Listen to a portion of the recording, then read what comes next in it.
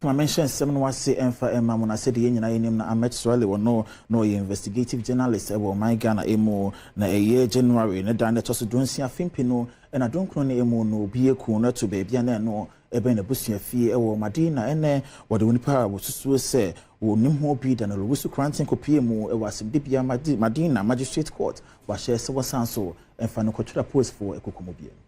Madina Magistrate Court, Ediamane Boba Tuja, where Chirimu said Daniel Lusu Cranting, Yaos say Amaswale ni wo nim ho ebino, was some fun when qua posi for Asway. Daniel Lusu Cranting, Yakan Wasimi, or a managing director, Emma ISPY Company. Now what China said Ebeya, or bet me abuama posi for Yanshimo, na Centurinia, Utina Nanome once Yadono, attention near to me to my Ediamano. Daniel Lusu Cranting, Yeni Padutwana, a friend say, Aquasia Machi. Akwa yeni pa wo dikanya impanyefo sese obetimi aboa ama asemi hwehwemo no watumi awie peye Ahmed Swale no investigative journalist no pepa omboso meda na etoso donsi afimpe no na donkro ne emo no nipa biye ko no eto baabia na no ebe na busua fie wo Madina na aposifo wo my Ghana emo echire mu se cha watumi ache Daniel Lusu Cranting ni nyina no one FBI here wo United States of America and the car won't bo mu a wo mode hwehwemo hwehwe so. The police hurriedly put a charge sheet together. A charge sheet on an offense of murder. First, we're talking about abatement. Today, we sprung up with a surprise charge sheet with one count of murder. And they prayed the court to remand our client with no basis because they have nothing on our client. It's just a multitude of suspicions and allegations and hearsays that have been put together. And the law never crystallized any evidence. It is just for someone's career to shoot up. And someone has to go down. And that's what they are doing. It's just mere witch hunting. And we will deal with it in the law courts. We are not media men, we are not journalists. We will deal with it in the law courts. Yes. So they couldn't, it's not even at the committal stage. They're just going to can any Ghanaian be put in police custody, and you are a journalist. Should the investigation be in perpetuity? We started this investigation in 2019. We invited our clients, said we will come, and we missed out on one day. We come arresting him. We want a remand. I wouldn't want to say more. Adankra dan insia eno ene Tamale station ye no working tampo ena edi ene mhware hosem ya yensa kan ne se jatom nyama de nyina no ahyejorobe.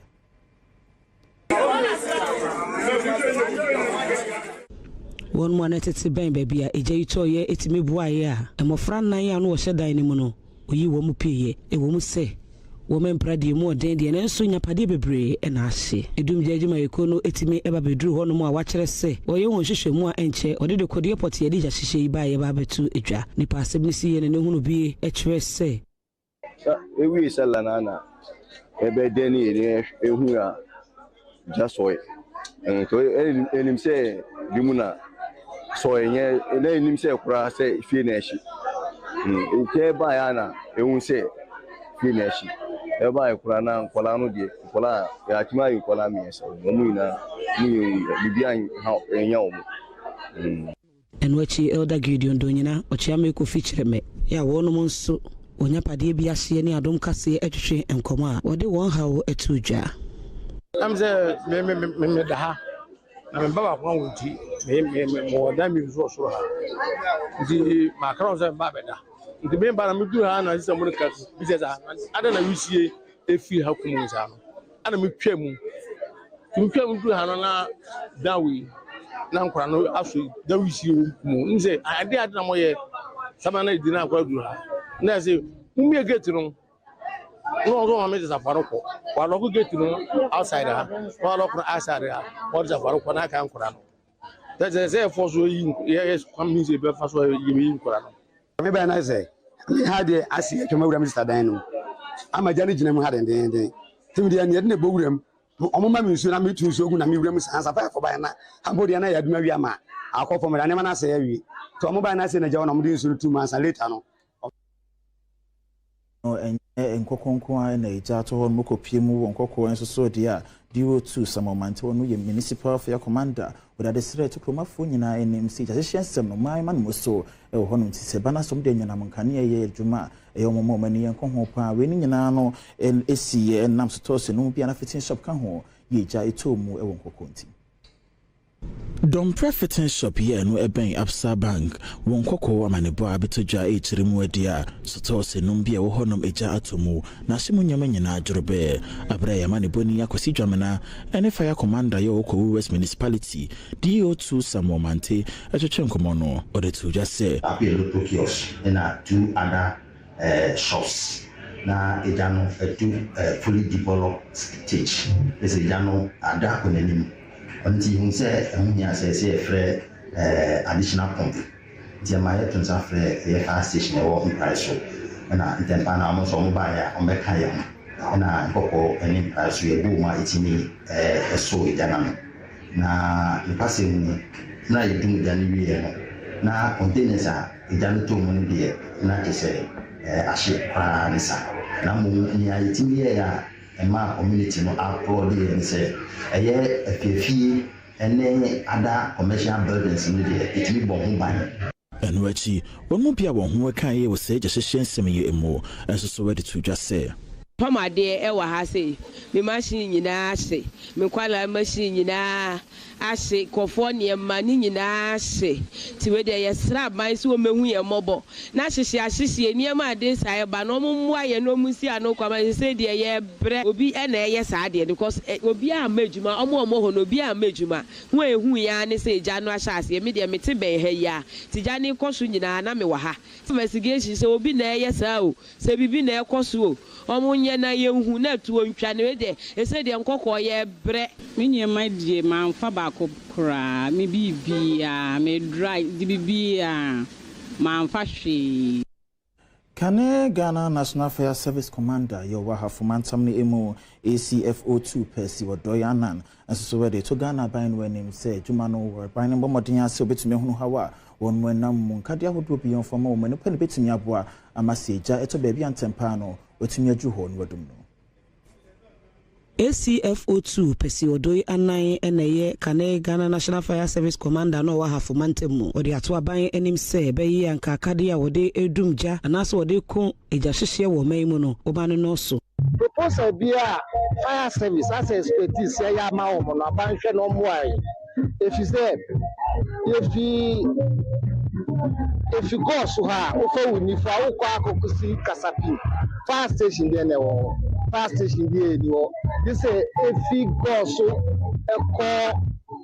if you go so kwanu na ye kasapi eduma nyina nti e be pap abacho yeah, they are two crate them say per se go station ba ko nim se na be sa BBC e wo ho a mim Gambia ho no na o ma atekike Adom Kasee amane bone samia sare enu konti hino wa hafu kukum na nakwa amere kwampem enso ekasaye ya okire se eya ne ha adwene pa se ejabeto baabi na enso obefre edumja adwuma ekwa wo bedru ho no na woni akade enti adwuma wo ye no enso ene esenti ebraso sa ban etimi ye wo no mmoa na o tere je fofo so a ehia akade bebre bi se akade a eso mutimi bi omdwuma ya tere je no de nezo so akade a eso fire fighters no omutimi ye omdwuma no bebre ni ho ebi o kura na ache na se tire je ni free baby na de ba yanti de enye ka dada no mo so di ma yese ye luisu di atodon chembisi na to Work abroad program and no age me deep aban no dia babota ye nyina na se beboa na mabuno ye wo my Ghana mu etumi aboa wo mo ama wo manya adwuma ayenam so ama CEO Emma Youth Employment Agency Malik Basintali wo de foto ma Ghana mabuno nyina sa dama se adwumadi wo momodin aso betumi de wo ho ahye Chief Executive Officer our Youth Employment Agency Malik Basintali Ekasa Abra Womo Eko Denedi Work Abroad Program Ebabe Bua Mebununu Amomo Tukwain Ako Amai Ahodomu Akoye Jumane Binsu Akosia Dia Abecha Fufro Ewo Ghana no manfo nya so mfaso no Oni Adom News in Central for Etwetwe Jumade hu nkomo no wode nsem se tudwa no mo sabe fia omo so etimi abekere mabu no mo okro we mu na Ghana nso etimi anyankoso nti your work abroad program ebi mu ekere se brain drain wo na your skill kakra ye wo ha no eya na omu nyina person mu free man ha eko abrochire but we the entisa it's virtually going to be a program omo mu free ha na be ko akoye djuma no mu so sua kakra wo no na yasa mo mabafie after some time no mo so abekere amabuno a omo okro mu ha no Osofo a ono na hwe labor job and employment Rashid Purple enso editor dwa se eka aban no enhihye ho so mo beboa amamabunu no enya adwuma ye wo kire se safo yi a wo mo ebenya akonya no wo mo benya banbo afa wo mo adwuma right a wo mo edebekọ amanone no. This initiative reaffirms our unwavering commitment to empowering Ghana's youth by expanding access to global opportunities. In fostering a structured and sustainable framework for labor migration, government will be addressing the issue of youth unemployment and also positioning our young person as key driver of our national development and global competitiveness. Kumasi yano ewa Asante mantam no emu na beye nanan ni enampanyefo eto eye Barikesi treatment plant metre Ghana Water Limited wonu etu mu buta ye nyina ne se na wo heso betumi ede ayen siesie bi e wo ho me ne wo kase ade hye ya wo Kumasi wo sa ye haw kese pa ede ama wo no Ghana Water Company Limited ne fa wa santimantem ha ebo amane se March de toso edu enson obeto Barikesi sutadie ni mu ayensiesie na wotwi mu a wotu nsuo ni mu ehun sunsuanso efrasie eba adehie bi a ewo mmea bi tese kwada so enei nsuo hu akwatwe ede ama wo mu nipa dodo na enante kwansi dodo na ansa na wetimi enya nsuo adehie bi ekire mu house ekire hwe rubber de guta me amekwa ko pe nsuo abuyo ye nyina ye nya nsuo ye firi hanom to na eba bebu nsuo ewa ha nti nsuo de ho de ma ye wa hanom nti mu meboa ye eji se afie ana ye twa mu si 3 days ema te se obebu nsuo nti ko akose afi na ma sha ase ye kwa adwuma nti ye ko 8 ye free baby apu ni se no ho ahonom no ye de ye adwuma ene ye bae Simbako de duase. Bia ko be 8 go wa 12 we ebule obi de ebula wotu na yakotobi obu roba black kese na 70 pesos na roba ketwa iso 50 pesos anti akosua ete compound house a pipe wo ho nanso wo kirem se efi so moto tadie ni mu no ensuo no emma biem eno krampo da nchen a emle kakra nie ensuo no bi a hweremanko a enebo ede kire wo ma wagina so asre mpanifo se wo ma wona ho siesie no enkontem chese yakosojala na kobu nsuo wa hani sojala na me ma brawa oh papa ya boa ye nsiesie no mfiedu da bia ye kan na mo ye de ne to sokura no na afeli ye nti mesrem madawroma omwaye Adom Kasee bo anan de wani ekire mu ewa yaresabia bi te se Centreso ene SDA Government Hospital penifom ye ti asese omode omotu abula edit polytank siso ntino ensuo mu hawo de woni bi amansan chiame kwadwo bi mriku amanebo asante mantemu kasem so ekopie mu ewo mrashebe dwafie na fimpino ena aduonu wenu makoma sika no okenkan ni nyina wo ho no mede kire mrashebe dwafo ena my Ghana adehye no kopie mrashebe dwafie a afi na mpanyifo ebobo ho pa Adom kuma ewo mrashebe dwafie ekire mu so mo hyeda ne aban na nya adwen sika bi wo ho no mu aban ne kire se watete so ene yeto ahodo bi kura wa ye afri ho no na so be komu no aban no anase mampanyina so esika ekọ ho no na so paaye yankasa sika ne kura no betumi ede ahya so ya hodo no mu de mususu sanka bebo mo my Ghana sika sem no ejina abrane Adom kuma mrashebe dwafie etwemu a aban a kire se onhyede hunu de wo se nani ekuhu osika wode ebo oman ho ebra mrashebe dwafo etwetwe oman yakọ hu sika ho nkomo ewo mrashebe dwafie ena kaneso afọ hama ne bonsem so kodwo pon kroma etwemu se eba ne sɛ na aban ɛsɛ wɔtete nneɛma so no nso wɔde sika twitwiridie ɛkɔhyɛ mampanyini asɔyɛ mu abra wɔnwene asɔyɛ ahodoɔ no ɛho. Your budget, even the one that you brought, your budget, it betrays your priorities. You see, like they say, don't tell me what your priorities are. Show me your budget, and I will see what you value. This budget that you have brought is a budget in which you have told us, first of all, that you value Ghanaian women so much that you are going to set up a bank for them, the Women's Development Bank. You have put $51 million allocation, 51 million cedis, 51 million cedis allocation in this budget for the Women's Development Bank. And then you have put 70 million cedis for research at Jubilee House. Oh, you see your priorities? The budget is beginning to betray your priorities. Okasa wiye no so afa bedi atwa wo hwesi kasam so Thomas Ampemnyako e kire se aban ye de betimi bia sabayi a o man si kasam ebenyini. Mr. Speaker, this budget has been described by many Ghanaians as a very sensible budget. And the more you criticize this budget, the more you show your ignorance about what we really need to do as Ghanaians to fix your mess. Enumu na Kane Minister of State at the Finance Ministry, Abno Sayasare Chimwa. Mr. Speaker, isn't it scary that no feasibility studies has been done, yet government decides to push our oil revenues close to 13.8 billion, our oil revenues and our mineral revenues, 13.8 billion, to a policy that, Mr. Speaker, they did not bring any framework for us to implement it. Rather, for the oil revenues, Mr. Speaker, it was funding free SHS. It was funding the second phase of the motorway. It was also going to fund the Agenda 111 that they are refusing to talk about. Oni nyina mu no teteni a Finance Committee of Parliament ano Isaac Adongo enso edina dwenkyere etutwa. Mr. Speaker, we have a country where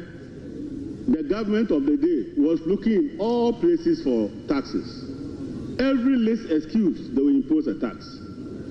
They said there is Bola sitting and Nima sanitation tax. They said there's a disease called COVID-19 tax. The people of Ghana are very lucky. By now, we have been hearing deportation from the United States Navy in our country. Council of State about no yabato ba kwa brebi yampany for the just for my Ghana mu na bota yenyina na se obetimi ede ye futufo ede ya Ghana mampanyini na nabato e course so wasantimantam ni mu ogefo bosome ne dan to so du ba ko afimpinu na eduonu wenum na emo no mentime ho ase e ma ne moso ho no menam so ma nei osoafo ye ohwefisem so be kasa ho wasimpanyifo sha ase ye mu hwehwe mu bibiara ne ho ebo mu bia no be hwesem no betumi ne no edi. Ebra Council of State abatwo ekoso ewo Kumase no beto dwa se emrantia wo kurokrotuo ene aposifo de kosie ni a abatwo no amaso the senti ene mrahye fie do nkuma no ba no deni a wo sagine mo manfo we futu Alexander Kwame no afenwoma ken edit wo so afo hwe fisem so Muntaka Mubarak enim se won fa mra enye adwuma na won mu a edi sa abonefo sem no emra ene wo mu eni. Arise to ask the Minister for the Interior the steps taken to ensure the enforcement of the law in response to the recent violence during the Council of State elections in the Ashanti region on Tuesday, 11 February 2025, particularly regarding the reported instance of tax overpowering the police. Thank you. Nanusi yepe ene fisem swafo editu dwa se empanimfo ne bambofo aka abomu a wo ye de betimi bia se be ya won mu edi abonefo sem no betimi ehunu wo mo ne mra ene wo mu edi nanso obesere se sansem bi se yesi a ema kwan ma mpanimfo etoto ne yema se be ya daachi bi no ebi NCBM e wa bato emo. Mr. Speaker, unfortunately, when counting was about to begin, some observers standing by ran over the barricades and destroyed the ballots and other election materials. Mr. Speaker, the Ghana police has since launched an investigation into the disturbances. Footages of the incident have been obtained to assist in identifying the perpetrators who disrupted the process for the arrest and prosecution. The police administration has taken cue from the 11th February 2025 incident to ensure it does not reoccur in the future election. Thank you, Mr. Speaker. Enkwato ya mantamni emu na mrashibidweni wujine mema wana ewo ifia empeswa eso Isaac Boamanya akon nisem bi odi atujwa wa ne se ejina tukwa dosu ewo my Ghana emu na yanhwe ya ebetimi abo my Ghana eka Mrashibidweni wujine mmanfo wo ifia abato empeswa so Isaac Boamanya akon etwemu a committee na mampanyine etete no edoso dodo na no so ebebo mayika. The candidate view the committees are too many or unwarranted because Yetria Aban agencies are well responsible for some of these projects. EFA, NADMO, or in charge of disaster, Eco Ministry of Energy, so many departments and agencies under ETA. The major man are working in it's about bringing people together to advise the ministers. Say, I'm sure you end up wasting a lot of time and resources on committees. So I can advise this government. The committees were also one share one shadow. Now, government institutions, I am one Yama two the 1 year. Then we hold them accountable to submit their reports and the rest. And at the end of the day, they too can build capacity. Now, sorry, now saying the Wakwati committee, or you to another committee, or you do who is supervising, because those committees are supposed to report directly to the minister, which is.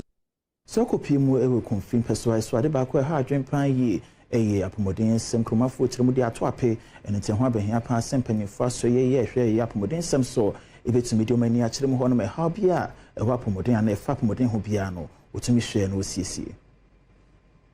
Adom Kasee eduko piemu ewo Utuam Model Health Center of Excellence ewo ekumfi abaton pesua so ambulance ewo honom no ayedada ya besa fini ontimi emfanko bebia record room a omanfo a woyare so ehon sem egu ho no ayemmere admission ward mpo enipa miensa ene betimi adaho ifri ho no yama ne bofo kopiemu we Social Model Health Center of Excellence aha ehunu se ambulance ewo ayaresabia honom so odi esi bebia enya adwuma ensuta enyunifa nchense ni begu lab honom a ama obi ba na oba be lab kora wontimi enye standby power plant so enye adwuma ye ama pomdi adwuma yefo abribi akane abedum no agese wogyae de woye bia ye no so ha atwene hamponi etwaso ekona akwa polyclinic ya eno ena abato mpesua no eso no yaresabia kese ambulance ni ho laboratory eketwa bi abura wosam nsuo so asai afi en washe so bidumfo babeboa wom no atimi aye pomdi adwumayefo enso enoso ho afi mpinu ni du nwatwimu ena obi ayaresabia ya no ntie nche yekura na enso adwuma wo ye no enkoyie yebo modin asenka ibehunu mpedinfo a wo mo na ye wo mo asede se wo hye ema pomuden sem etimi ekonkan e wo mantami em ayarefo a obegya yarehye e waso yidie ogidi se entoboase ewie nkonimdi enti dachi bi aban betwa nani abehwe wo mo nyina sansimi so yentwa ye ho ngia bofo nkrato ye ba nsem ne bia ka ekira de betom so Okwa be member Adom TV we are Premtobre Kasee so afei ayentwa yensem no so na Ghana Maritime Industry one more at Delpa isan say cruise ship road odese yani padodo na enem no say floating university enchebian ba be PM my Ghana yempo ano wode nkyerɛkyerɛ soro ho be ma adesuafo a wo mmesua poso eniema sa shipi esanso eye university a beboa ama asukufo awodo esua eye maritime ehuniema akọ nenim osoafo a ono newe ahyenso eye transport Joseph Bukari nikpe editudwa se enyuma awodo bebre ewo maritime emu a esese mabunu ewo Ghana esum na wo etimi ekọ nenim daachi.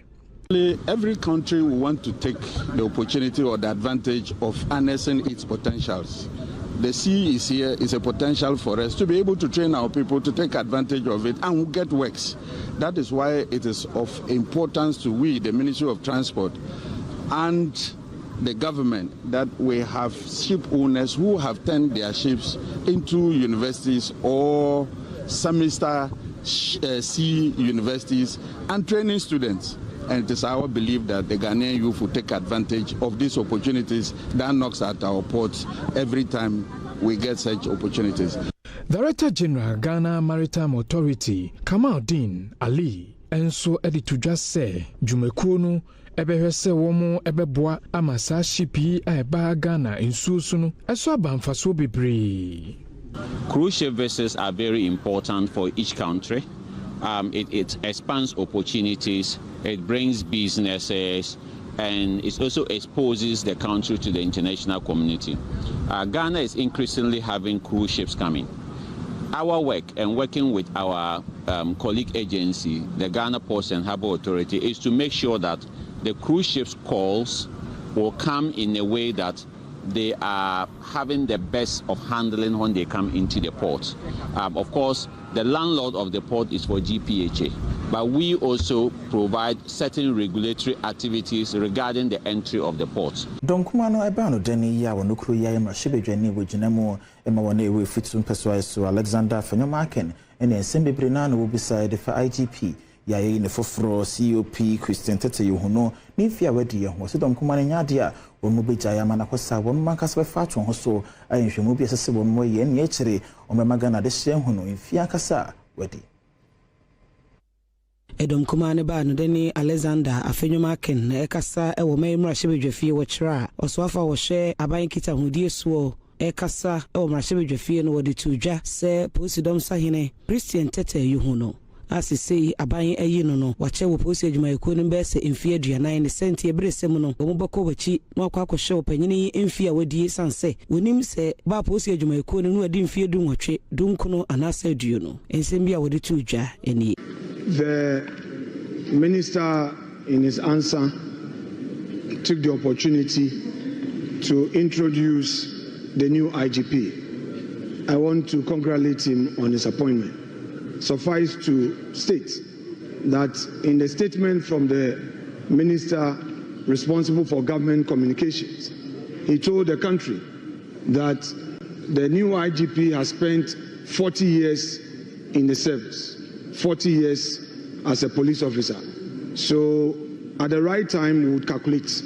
whether he entered at a 20, 19, or 18, his age and all. But he stated publicly that the new IGP has spent 40 years in the service. That is just by the way. Honorable Minority Leader, you have to ask a supplementary question. Mr. Speaker, I am congratulating him because this is the first time he's introducing him. And then he talked about 40 years in the service. So I'm only doing the mathematics. Whether the IGP is going to retire very soon or to my entire so na yenhwensan foforo na Ghana mampanyini John Jomani Mahama akopie wo Sierra Leone mine mu woni wo panyini Julius Maada bio esiedi nkomo wo hwedi ma hodo bia obetimi de gu akwa mu anya yankofa do my Ghana eni aman mentem no ebetimi agina bra na bio so dwadi ayekra behwe.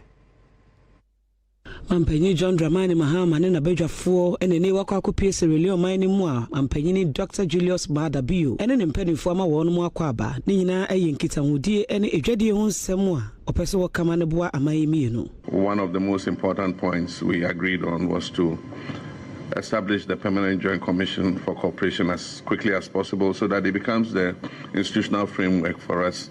to build our cooperation on. There are many areas in which we can work together. And as he said, we discussed issues of agriculture and food security. We discussed issues of power and electricity and how we can work together to enhance the West African power pool. We discussed issues of education and exchange. And we believe that the Permanent Joint Commission for Cooperation is going to be the best avenue on which we can build this cooperation together. Enwechi okasa efa tuturasem ehu ene kwan yebefa so abo amayemi no ehu ban ene ayonkufa eda wontem ene abemanku awodo entem. On sub-regional issues, as an old face but a new face in ECOWAS again, we discuss issues to do with the issue of terrorism and the issue of the current Alliance of Sahelian States and ECOWAS. And we compared notes because he had previously visited the three countries and I had just recently visited, so we compared notes. And so these were the major points of discussion. Oswafo yi ohwa de siansemeso ye Haruna Idrisu wo de adesere to Indonesia ban wani sadama wo mo fo mani enchiremu wo mai Ghana emu na tifiri femu na wonkosi eye medical university e wo honma no beboa amyenya medical doctors de do na e wo mai Ghana.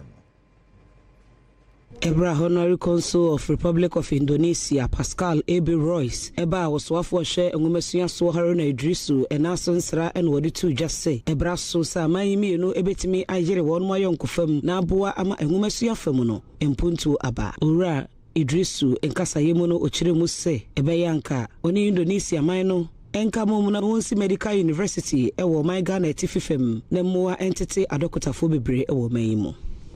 But if we look at Adom, the future of the 21st century, which is about 21st century competences and skills and knowledge, will basically be about science, mathematics, and engineering. Ghana still has a deficit in the provision of medical doctors, particularly for rural deprived and underdeveloped Ghana. If we are able to do this, and this can be done between any university in Indonesia and the University for Development Studies in Tamale. Anusi Yena Honorary Consul of the Republic of Indonesia in Ghana, Pascal A.B. Royce, HSC, Asia, Nkura Hodwo, Wenuko, or my Ghana, Sikasamunpuntu Hopa, and Senti, obey the bit Bibia Ediabua. Indonesia, as you rightly say, it's key in helping or supporting Ghana in particular in various sectors, in agriculture, in education, in the energy sector, in all the sectors. However, all these sectors can only go on well when there is a better education. For all this you said about the Islamic student or even with the medical side, I will convey that, and I want to assure you that we will look into, and then the various departments in Indonesia also will collaborate with the Ghana side through the Ministry of Foreign Affairs to make sure this takes place. Ejinatuku ya wate se nhade siansam so ewo my Ghana emra shibeje fi won my vice chair onukru ya emra shibeje ni ya wejinema wona working tampo Joseph Kumane wakasa ede ya faye na nado dan kwakofo ado na aban ye ho wonsem bia wo mukan ye refa FSHS eho ni sem nyina ne sensem a wo mukan ya bra na wo mu aban mu no nyade ana nokure ewo menkankan ba ne FSHS na emu a Emra Shibijani ojina mo manfo kentampo eyo Joseph Kuma na wode subo no ebo ekufu ado aban se free senior high school no o mane ye hu ede nipa dodo ne bi hihye mu a na entesa kire mu se meka so ho ye constitution ni mu article 21B emra no kire se ba bia na adu no na aban bi a wote so no na se wo ma free senior high bom bana NDC se yen kwana kakrakra ena na do se prakope no ne ende ebedu ya na osi selectivity akola be no nya kwanko ebedu ya omo abiemu na obi akobi day schools no entama jo mama na sha say CE blocks ye mama je na namre no na deputy minister of education and omo ne World Bank for ye nhihye say ye nsi je mensa je nana opoku agema on fa cheme je na ye mama je nana vice president na education minister and omo fa adwen ba mama me chia wa nwumre na wo say ye nsi school adan a esu yie a ye in nature ye wo home economic all the subjects e wo mu it me fa nipa be 500 to 1000 so at ase na ye ni day schools na obi anya bi akọ nti na omo atremu already na fofie na ntrata na omo de ndada na ne etu yende nti so obi say NDC mbre no na ye yi mu a enya nyokore de yedru no ye Premtobre Kasee mebra panyini Eric Asiedubu edikage wanankasa abeka me ho bra me akwa right for that afternoon abuse wan ha mo akwa be mra so de godi mu nsem na to aso se Premtobre Kasee and we so we say international break in yekodo ti memma on national ne ma kakra ne ade a na de bia ka se France fo de kan pare ye kan pass obi an ko ne kuro mu bia fa ne kuro mu press mo ne ball se na Ghana fo de kuro mu press boy ya ka France fo do mu nyatimu our press ne fa Africa fo nko Sangolo Kante no anu njifi I decide you. She. Wo mu game wo ni Croatia wo mu camp akwo nkan ya twena besen akọ aye me no kaso na Mali. Say so bobo Saudi Arabia. Mama yenko say there Mali ana chama kokopie a odini kwipo kokodu ho hwe ngolo gante hreshu gante die yi reni yagobo chese hwe wa ball Leicester City wa ball Chelsea ene owo Saudi Arabia jiska kese simple footballer okodu ni shu azoko yi wo yi last one de omo yi mu amana ka last one bi ne oye hwe fa na okra golo gante ja pia kai de bia no osre me hu se ne buafuda hu se wa munada hwe te okohia na busuafo tim se ni nchipa fi ho ti France for the muni team Algeria for fa aya Senegal for fa Burkina Faso for nkwa na bo French national team 1 or 2 bi pe na ye France for na ga bit ma World Cup amoje Africa for amoje omoje ye ti ya nya sebu ni mbo chen ye bia ya ngofo ya na ebo boro mom na amodi hu na Kylian Mbappé mo to mu ya no free Algeria Zinedine Zidane ofiri Algeria boys ni na Sierra Leone ayimu na oh eti ngolo kante na kopie waja omo man fans kakra na me go Black Stars so be my update of Black Stars enra me de kakra brel nipa still origin the team of Black Stars has to for goalkeeper no enra kopie mo Black Stars training kakra mo ye no ye bobo ne fa na kwa na to no wachi ne kwa ye bobo ne fa no wachi no wachi ne kwa asa adu yes mo fa ne tumo na nipa a bodom pe mo Accra Sports Stadium bebre na say asare nti no mbae ayewi ekwani mo kasa ya mo se go to adon nya vim no mfa asare nem na tizigi die wasa wala koto so nya papa eti ya asare na ekọ tie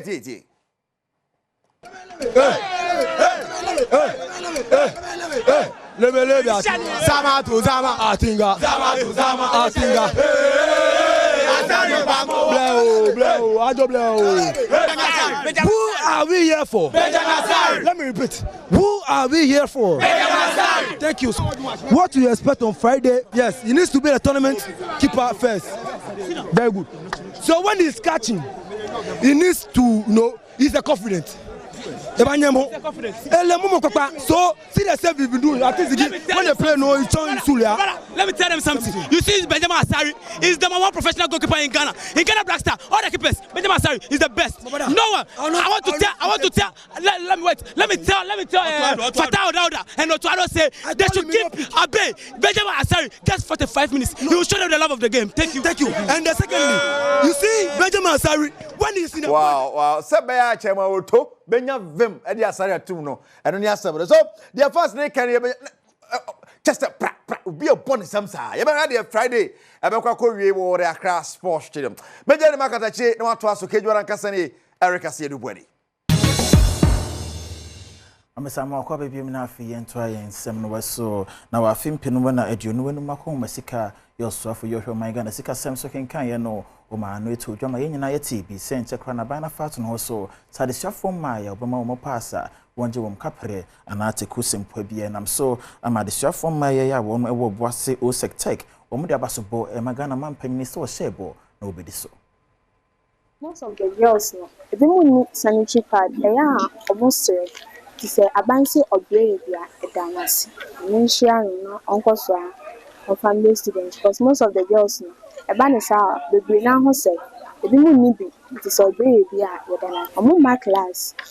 ebi onso banso oyizi toilet roll and odi abansi obredia edanasi eni ajipa dia sanitary pad kra no wide 20 cedis ni 25 cedis enti odi breya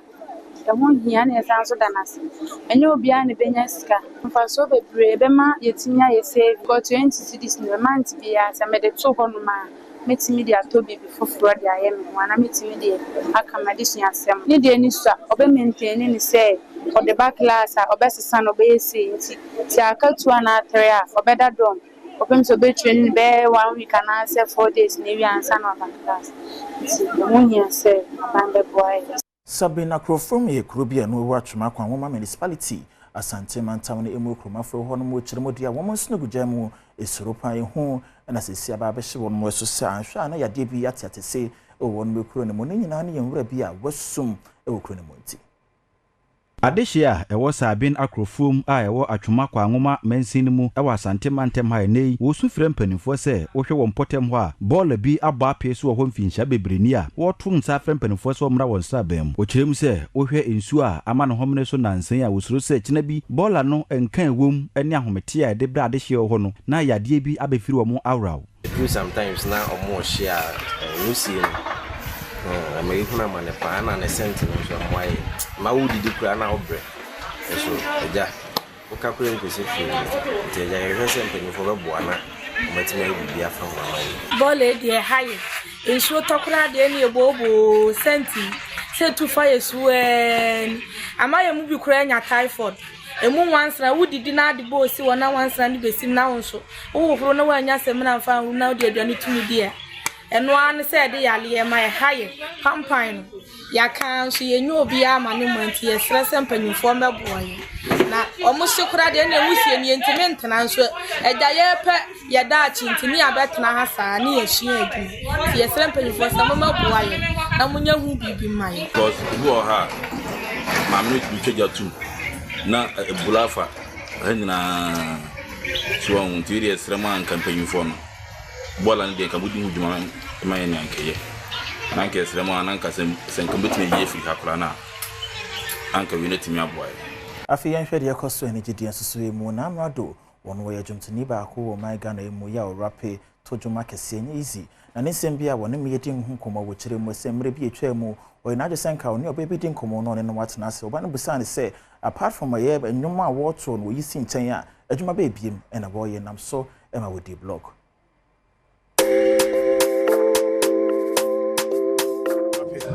Onyum na de ba ye no ekose Uncle Pando honestly it's nice. Say me was school you know. I feel mama crying. You are Ghana for domino sometimes me dwon am entiase. Me I'm super humbled. You know my beginning and baby I made so I'm grateful to Ghanaians. So be all streaming me bia me dan say. E bu mu te say na ya nyanyum because e pese ya hit na bibi. Ya nyanyum because na ya fam didi. E hit ya ya de bebo show. And hit ya e be foforo nti me do Ghana ni bia odomi. Na me pega na ni bia opem asem so asem. Inti wo ka school yasem ne ba na say na school and nyom to no to me e combine super well for those one ye ni nyina na me dream back on say ma wie tertiary na bia metima to aso nyom to no de bitima ne de bia na mom ebusa sa aside nyom to no me ko pay ge bi ebusa sa aside music what do you do e one am blocking no but I say the music enya adwuma but yen bia afa to yon say be say go beyond just making music you know or say do level bia yes, you bet my share inside me and knowledge. I'm a chimano, and I hear music and sometimes you get limited. You become too comfortable. I love challenges, and until I'm cool school back. I feel we don't share any more free. I'm not doing it. And you monk me drop in you the befa the infant so the boys and I told me to be baby befa na concert so but you be my motherland concert so heat baba fans the heat baba you be concert no just so 28 December yeah you be obebre ati break up na dance I mean na sansi mi so na Kasee no me fancy mo bofo jumai for nyame shara mo pipa me ho ye ofedi ahye so long sleeve and I share me na fancy top the day ago so na no e twinnies worship creations and I want more pam ye the go so e de ma me mo su Instagram TikTok hey _twinnies show me chira kwan na so we je wo de me din e de okatachi e je sika pam so fire for fire e to aso